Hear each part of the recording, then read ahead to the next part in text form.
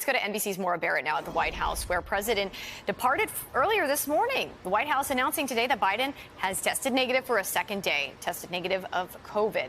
All right, so this allowed him to safely return to travel and public engagement. Maura, tell us what the president's thinking here. Do you get a sense of how he's feeling? Well, Corey, we saw the president leaving the White House this morning to go to Delaware, and you could see it on his face, a big smile as he walked out, briefly answering a few questions from reporters, saying that he is feeling really good.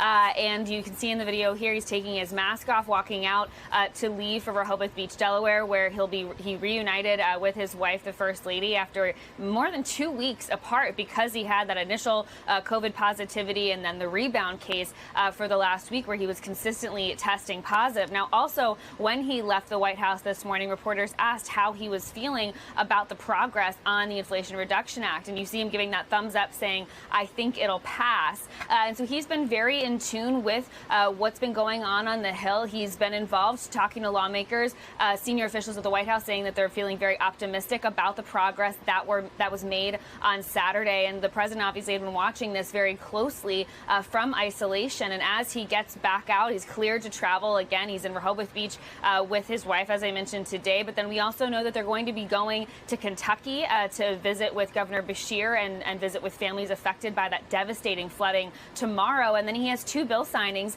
this week, the CHIPS Act relating to manufacturing and the PACT Act relating to veterans and that burn pit legislation that was held up just last weekend. So much has been going on in Washington, D.C. while President Biden has been isolating. And so this week ahead is when we'll see him in person taking action, signing this legislation, celebrating these big wins, Corey.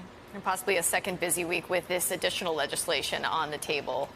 And we have to say, it always remains a possibility until it's actually done. Maura, thanks. Of course.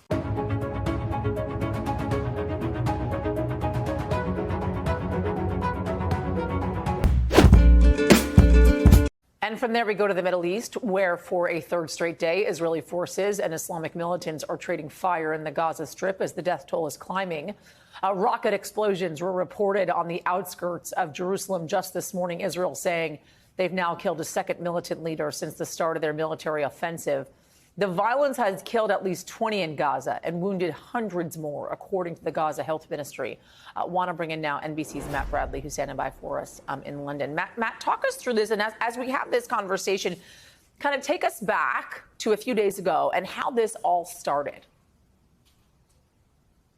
Well, this all started back on Friday when basically the Israeli government announced that they were going to launch what was a preeminent attack to what they said was going to avert an attack, an imminent attack by Palestinian Islamic Jihad. That's an Iran-backed group that is active. They're not ruling, but they're very active in the Gaza Strip, which is actually dominated by a rival militant group called Hamas. So Palestinian Islamic Jihad responded with hundreds of rockets over Friday night as Israel continued to pummel the Gaza Strip all weekend long. And now we've seen that death toll actually rise up to 36, with 311 people injured. That's the latest from the Gazan health authorities. But here is our report. The Gaza Strip teeters on the edge of all-out war as an exchange of missiles between Israel and the Palestinian Islamic Jihad group escalated. It's the worst fighting the Gaza Strip has seen in more than a year. The Israeli military is claiming some deaths were due to a misfired rocket from Gaza, an incident Palestinian officials say killed 6 people. At least 24 Palestinians have been killed so far, among them the entire Islamic Jihad leadership, according to Israel's military, and a 5-year-old girl. Mourners for that youngest victim gathered in Gaza City's morgue yesterday. What has she done wrong, this innocent child? She was preparing for kindergarten, her grandfather said. Israel started the fighting with a barrage of missiles it said was meant to preempt an imminent Palestinian attack. Palestinian Islamic Jihad responded by firing at least 100 rockets into Israel overnight, most of which Israel intercepted, according to its defense ministry. Only 2 Israelis suffered minor injuries. Both sides appear to be digging in for a longer fight. A worsening conflict for civilians, but fought on a desperate and deprived Gaza Strip. Now, according to the BBC and other news agencies, we're hearing that the Egyptians are very close to having inked some kind of truce between Palestinian Islamic Jihad and Israel, but that it seems like we're still waiting to see both parties signing on the dotted line. But if this does come into effect tonight, which is what we're hearing a lot about, that this could be within hours, we'll see this deal finally secured. We could be averting the worst, which is what has happened in Gaza over the past 15 years. Every couple of years, as you've seen, Yasmin, just weeks and weeks of bombardments, of rockets, of escalating death tolls to, into the thousands. That is exactly the kind of conflagration and I think both sides are trying to avoid, and Egypt and other international mediators are trying to avoid that too. Yasmin? All right, Matt Badley for us. Thank you, Matt. Good to talk to you.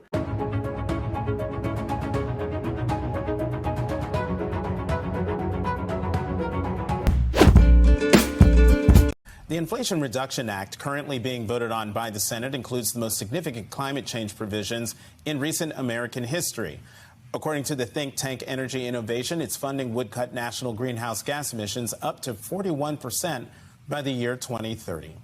Joining me now to discuss, U.S. Energy Secretary Jennifer Granholm. Secretary Granholm, welcome back to the Sunday Show. Great. Thanks so much, Jonathan. Okay, so the Inflation Reduction Act isn't the $3 trillion budget for climate change provisions that the president originally wanted. But how much of an impact will the Inflation Reduction Act have in combating climate change? Well, I mean, you just read, right? 40% reduction in carbon pollution by 2030, 40 plus, depending on which study. And then you combine that with the Bipartisan Infrastructure Act investments. That's another $62 billion in climate, which was passed already, in November of last year. Wow, it is the biggest investment in addressing climate change in our nation's history. On top of course, the president's investments in infrastructure, it's really, as you guys have been saying, as we've all been saying, it really is a BFD. that technical terminology. It's now a new technical phrase, yes. The BFD of the IRA in the USA. All right. In all seriousness, the Inflation Reduction Act would add approximately 912,000 jobs a year over the next decade, a lot of them being jobs in the climate sphere. How will this, do you think, impact job growth during economic uncertainty? Yeah, I mean, obviously, we've had a tremendous job growth stretch under President Biden at historic low unemployment rate, historic job growth. However, going forward, you want to make sure that we're creating jobs of the future. We want to make sure that our young people see in themselves the ability to address these major societal problems. And obviously, there's huge enthusiasm for addressing climate change. So all kinds of jobs for all kinds of people will be created in the United States. If it's about 1 million jobs a year for the next decade, those jobs are going to be jobs ranging from everything from people who are putting up our electric grid to people who are installing nuclear power to people who are installing solar panels to people who are making the panels to put on the roofs to people who are making the wind turbines to make sure we generate offshore and onshore wind. There's so much geothermal. The jobs are all across the map, and they're in all pockets of America. So this is really tremendous for the economy. It's really tremendous for our, of course, energy security as a nation, and it certainly is tremendous for the planet.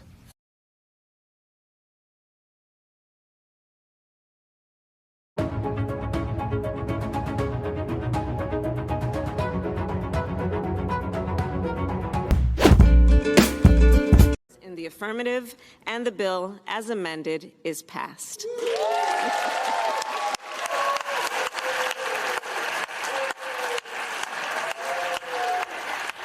All right, everybody. After 24 hours or so of work on this bill, Vice President Harris there being the tie-breaking vote on the Senate floor today, it seems as if we have confirmation from the Vice President herself, the Inflation Reduction Act has, in fact, passed today, with all Democrats on the floor voting in favor of the passage of this bill, along with the Vice President, and all Republicans voting against the passage of this legislation. And of course, now this will go to the House on Friday.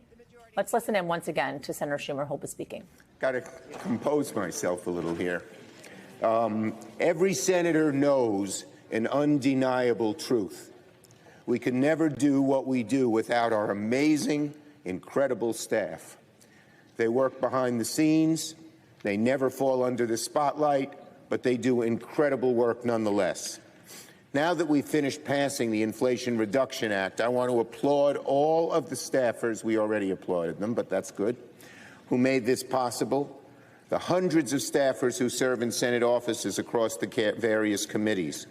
I want to thank every single one of them for their remarkable work in passing the Inflation Reduction Act. I will submit their names into the record to honor their achievement and preserve forever the role they played in bringing this bill to life. And I ask unanimous consent to have the names of all of the committee staff who contributed submitted into the record. Without objection. To the floor staff, particularly the parliamentarian who worked so hard under not easy conditions, and especially because we had to do so much in such a short period of time, we thank you so.